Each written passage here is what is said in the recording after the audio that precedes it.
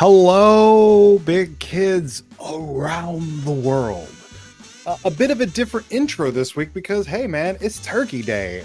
Normally, I have a little fun with the actual history of whatever we're talking about, but Thanksgiving history is complicated and not necessarily funny. I guess I could have talked about, like, when did we start? I should honestly, I should have done the history of Butterball leading into it. But basically, this is a bit of a special episode because Thanksgiving is now tomorrow. I'm recording this 2 days before Thanksgiving, but this is going out Wednesday, the day before Thanksgiving.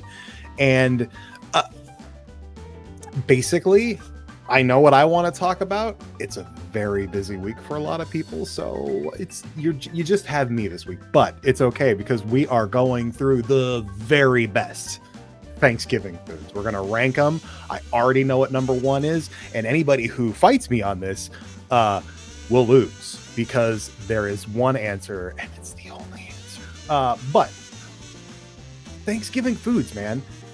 I didn't realize so many things were considered Thanksgiving foods because they weren't foods in my family growing up. So it wasn't until I was like, honestly, so much soul food uh, is a perfect Thanksgiving dish. And I didn't have exposure to most of that growing up. Uh, I only learned as an adult that people love macaroni and cheese at Thanksgiving, that people love ham. Ham to me has always been more of a Christmas thing and I guess an Easter thing, but I don't like ham for either. So, like, I will gladly have turkey on Thanksgiving, Christmas, and Easter every single year. Just repeat. Look, this is my plea to you, the world. Just give me a Thanksgiving dinner 3 times a year on those 3 holidays, and I am golden. And what does a perfect Thanksgiving dinner include, might you ask? I'm sure you do. Obviously, turkey and turkey gravy. They go hand in hand with Thanksgiving. They go hand in hand with delicious food. I also want a mashed potato, obviously. A very important part, stuffing. I am of the belief that the best stuffing comes from being stuffed inside of the turkey while it is cooked. And it comes out and it's just it's this gooey bread mess that tastes like everything wonderful. And I can't get enough. I cannot get enough of the taste of stuffing. That's why I try to limit it to just those 3 holidays, because otherwise I would eat stuffing every day and eventually I'd probably get tired of it. Don't want to do that. Green beans. I love green bean casserole. I love julienne green beans. Honestly, I love canned green beans, like those weirdo soft boys that people don't necessarily love, but like I love them because those are my green beans growing up. So I love green beans. That is probably my favorite veg on a Thanksgiving table, unless we get some shaved Brussels sprouts, get them nice and crispy, and it adds a nice crispiness to your meal. Wow. What else? The rolls. I don't know about all you. Don't come from a family of bakers. And as it turns out, the rolls we had growing up were the sort of ones that they come in a bag. You put them in the oven to toast them up, and they're perfect. Cranberry sauce. I am a late adapter to two things on the Thanksgiving dinner table. Cranberry sauce. I never understood it. I thought it was a weird color. I didn't necessarily love cranberries. As an adult, I love that canned cranberry sauce. I love using it on a spread on a turkey sandwich, even. But at a Thanksgiving dinner table, I definitely want to put some of that cranberry sauce right on top of my turkey. Also, I just had another one. Man, what was it? That's what it was. We had something on our table for every holiday meal. I did not like it. My family loved it. Fruit salad. Now, I do not mean a mixed cup of fruit. I do not mean anything remotely healthy. My family's fruit salad consisted of like lots of like Cool Whip and a bunch of different types of very sweet pieces of chunks of fruit, all just sort of mashed together into this big sugar onslaught. Was never my thing, but I'll tell you what, my mom, Kim Hayner, if you're listening to this, first of all, how did you find this? I need to know. Second of all, you know you love Grandma Donna's fruit salad. It is the stuff of legend. Man, there's just so many good Thanksgiving foods. If I had to rank them, because after all, It says it up top. This is the Thanksgiving foods power ranking. Stuffing is number 1 across the board. It's the thing I look forward to most every year. It is it's bread, but it's so much more than bread. It has the best flavors because it kinda has the combined flavors of a lot of different things, including the turkey, if you're cooking it right. It's just there's just no end to how dope stuffing is. Second place, a somewhat close second, turkey. I love turkey. I love moist turkey. I love well-cooked turkey. I've never had this is interesting. I have this is interesting to me. I have never had the deep fried turkey, which was kind of a meme for a while, and now I feel like people do it earnestly because they prefer it that way. I've never had it. It freaks me out, and I've seen too many TikTok videos of people, like, trying it only for it to, like, overflow and set their yard on fire and make everything miserable. That's what would happen if I made it. Maybe I can order at some point. I do like a sous vide turkey. I like a slowly cooked in the oven over hours upon hours turkey. We have to take it, you gotta baste it, get it nice and wet on top. Oh, like when you cook a turkey for so long that it's just condensing all of that beautiful flavor down into something great. I cannot get enough. Corn. I love corn. Um, but corn wouldn't be high on my power ranking. What would be after turkey? Mm, After turkey is something else I didn't come to until I was an adult, and that is yams. Sweet potatoes, yams. They're great. It's like dessert mashed potatoes. Um, and it's delightful. And sometimes there's like marshmallows on top and they torch it and gets a little crispiness. So good. I was scared of yams for a long time, but they were a favorite of my dad's at the Thanksgiving table. And one year, long after I'd grown up, moved out of the house, I just came home for Thanksgiving. I was like, you know what? This is the year I'm gonna try yams. And holy cow, what a revelation. And the fact that I will place yams above number 4, mashed potatoes, says a lot because I love mashed potatoes. Now, very important to note, I am not talking about potato flakes. I'm not talking about instant potatoes. I'm not talking about imitation potatoes. That's a thing. I'm talking specifically like a good homemade mashed potato, the butter and the milk and the potato. No, I at thanks look, I can do a skin on potato. I can do a skin on mashed potato, not at Thanksgiving. At Thanksgiving, get those skins out of there. I just want the creamy white puffy clouds of potato on my plate next to the stuffing. Take that turkey gravy, ladle it over the top, hit some on the turkey with the cranberry sauce. That's a plate. Uh, but yeah, green beans, Brussels sprouts, uh, I love a good roll. Pies. I would be very curious to find out what everyone's pie of choice is because I feel basic as hell in that I love a pumpkin pie. Love a pumpkin pie. I have a hard time thinking about something that's going to be better than a pumpkin pie because it's a freaking pumpkin pie. It's delicious. You get some whipped cream on top. Come on, especially if it's like a good pumpkin pie. Like, look, we've all had bad grocery store pumpkin pie. I'll tell you this though. You know who has good pumpkin pie? Costco. Costco, and they're gigantic. It's bigger than your head. It's just a huge pumpkin pie. And last year, you all remember Nikki from the scary movies episode. We Nikki and I did Thanksgiving dinner at their mom's house and they had the Publix, which is our local grocery store pumpkin pie, and the Costco pumpkin pie is sort of a side by side taste test thing. And we tried it, and I'll tell you what, that Costco pumpkin pie is hard to beat. It just is.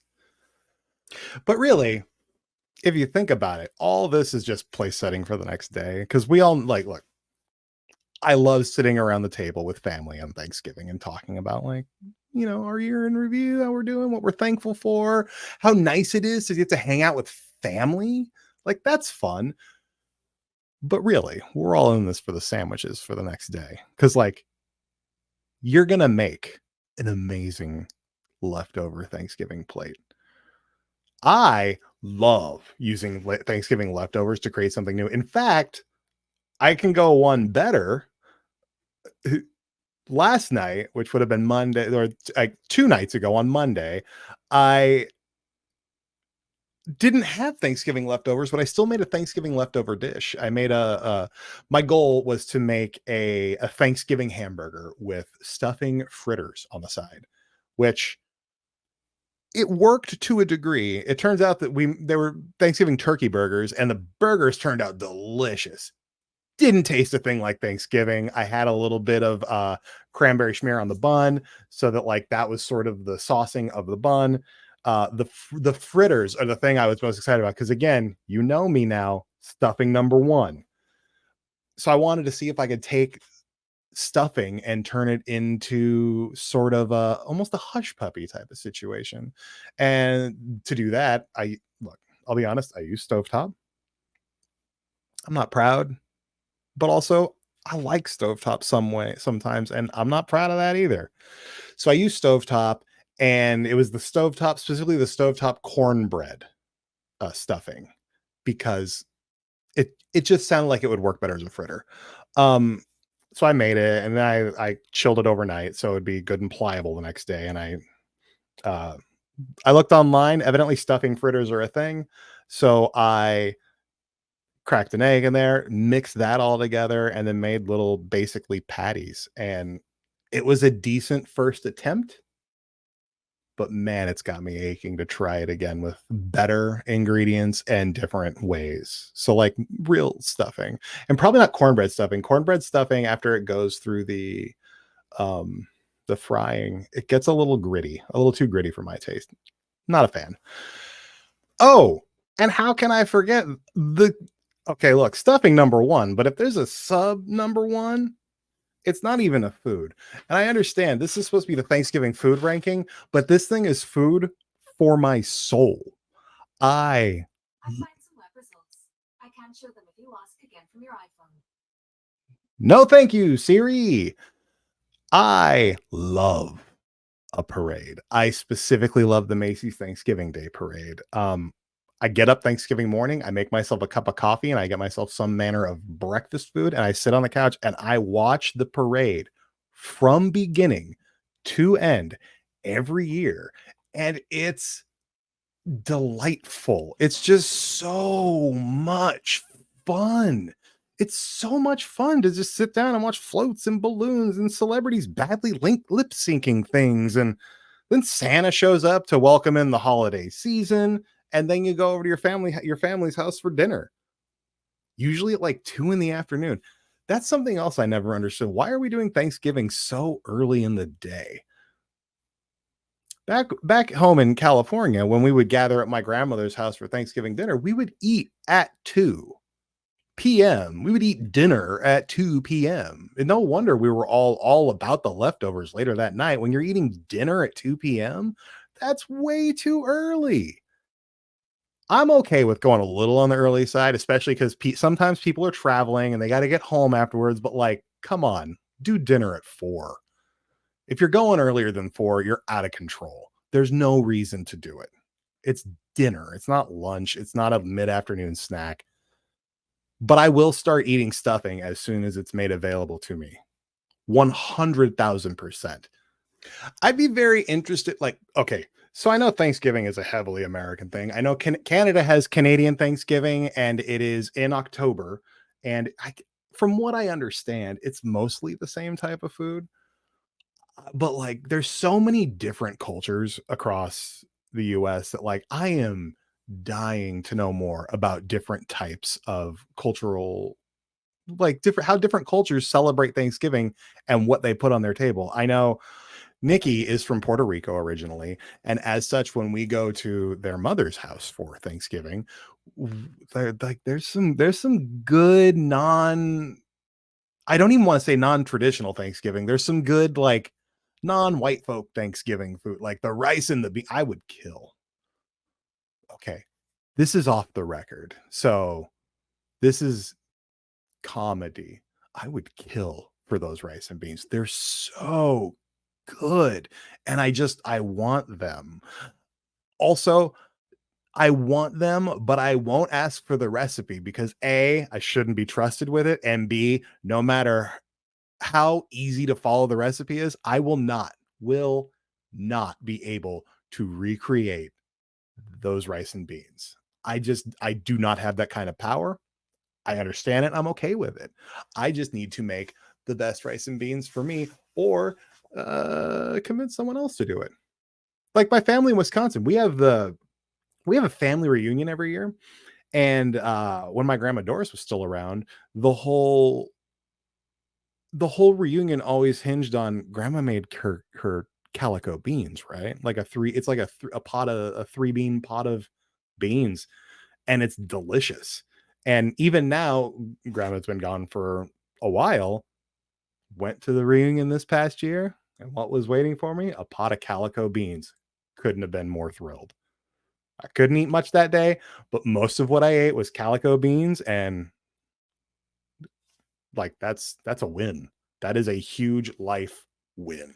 I would like to note, I find it strange, people who, and I wish I would have thought to ask someone from that line to be here to explain to me because I don't understand the concept of ham at a Thanksgiving table. I know people love honey baked ham, they love the spiral cut ham, they love ham. People love ham. I think ham's fine. Like I'm down with like a ham sandwich, but like a ham steak has never like I don't do ham steaks. I don't do big pieces of ham. It's a very like I like my pork to be sparing unless I'm having tacos.